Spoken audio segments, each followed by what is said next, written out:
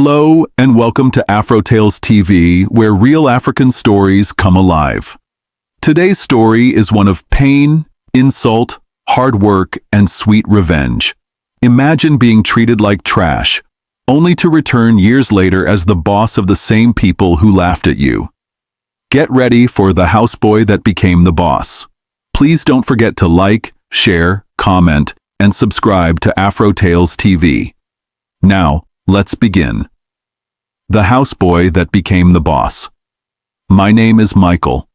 I was born and raised in a small town near Ibadan, but my story really began when I was just 12 years old, on the day I was sent to Lagos to work as a houseboy.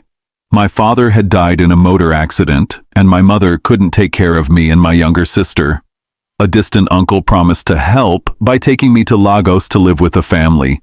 He said they would send me to school and treat me like their own son. He lied. Mr. and Mrs. Williams lived in Lekki. To the outside world, they looked rich, kind, and perfect. But once their front door closed, their real faces came out.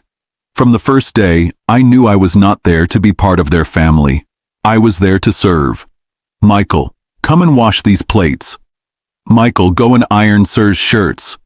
Michael, why is this place still dirty? They had 2 children, Jeffrey and Amanda. Both of them were in secondary school, and they treated me worse than a dog. Jeffrey would slap me for no reason. Amanda poured juice on me once just because I said good morning before greeting their father. I was not allowed to eat at the dining table. I slept on a mat in the storeroom. And even though they promised to send me to school, they never did. One night, I overheard them laughing. "This one go become what? He's not even our blood," Mrs. Williams said.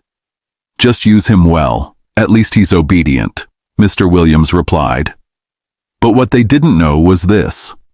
Every day after they went to bed, I would read old newspapers I found in the trash. I studied silently. I taught myself how to read and write.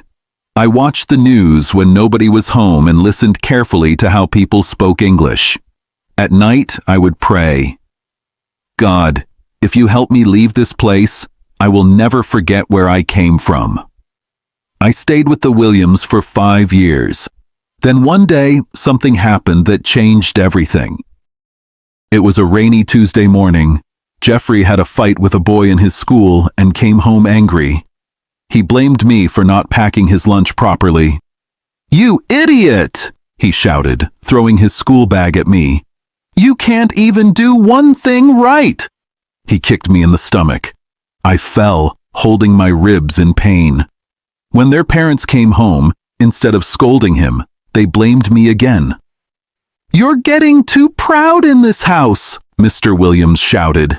"You even think you have rights now?" his wife added. That night, they threw my bag outside and told me to leave. Just like that. No money, no clothes, just the torn slippers on my feet. I slept at a bus stop for 3 nights. People passed by and ignored me. I was dirty, hungry, and heartbroken. Then I met someone who changed my life. An old man who sold books under a bridge at Oshodi. His name was Mr. Joe. "You look like someone who wants to learn," he said. I nodded. From that day, Mr. Joe became my mentor. He gave me food, a place to stay behind his book stand, and encouraged me to write JAMB. He even paid for the form. I studied every free moment I had. When the results came out, I passed. And not just passed, I scored 291. That was the beginning of my journey. With the help of a scholarship from a foundation that supports street children, I got admission into the University of Lagos to study business administration. I worked part-time, sold snacks in class, and even tutored other students to survive. Life was not easy, but I was determined. 4 years later, I graduated top of my class. At 24, I got a job at a tech company in Ikeja. I worked hard, learned fast, and earned my way up. I traveled abroad for training, and by the time I was 29, I had helped the company grow so much that foreign investors offered to buy it. But instead of selling, I started my own.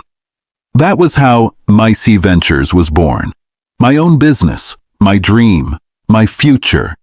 Now here's where it gets interesting. One day, we bought over a struggling company in Victoria Island.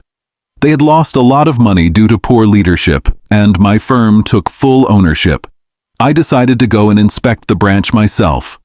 As I walked into the conference room for the first staff meeting, all eyes turned to me. And then I saw him. Jeffrey. He was sitting at the back, in a cheap shirt and faded tie. He looked older, stressed, and tired. When I introduced myself as the new CEO, he almost fainted. I saw the sweat on his forehead. After the meeting, he came to my office shaking like a chicken in Harmattan. Sir, Mr. Michael, is it really you? I looked up and smiled. Yes, Jeffrey. Long time. I didn't know. I'm so sorry for how we treated you. We were young. It was a mistake. I leaned back in my chair. Do you remember what you said when I broke that glass cup in your house? He swallowed hard. You called me useless. You said I would never become anything in life. He looked down. I regret it. Please forgive me. I didn't fire him. That would have been too easy. Instead, I kept him on the team, but I gave him a junior role. He now reported to someone he once called a houseboy. Every time he saw me in the hallway, he stood up and greeted me with 2 hands. Good morning, sir. And every time I replied with a smile. Because success is the best revenge. A year later, I met Mrs. Williams again. She was selling Ankara fabrics at a local market. Life had clearly dealt her some blows. When she saw me, she opened her mouth in shock. Michael, is that you? Yes, Ma. She burst into tears. We didn't know. Please forgive us. I helped her stand up and gave her some money to support her business. She cried even more. You're too kind, she said. You're a better person than all of us. Moral lesson. Never look down on anyone.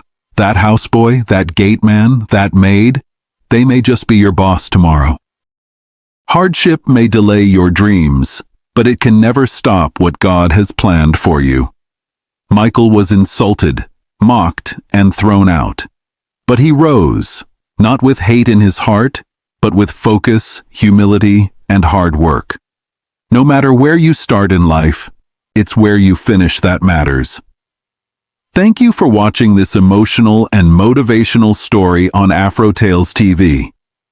If this touched your heart or reminded you never to look down on anyone, please give this video a thumbs up, subscribe, and share it with someone who needs inspiration today. Drop a comment below and tell us, have you ever been looked down on, and how did you rise? Remember, your past doesn't define you. Your determination does. See you in the next story.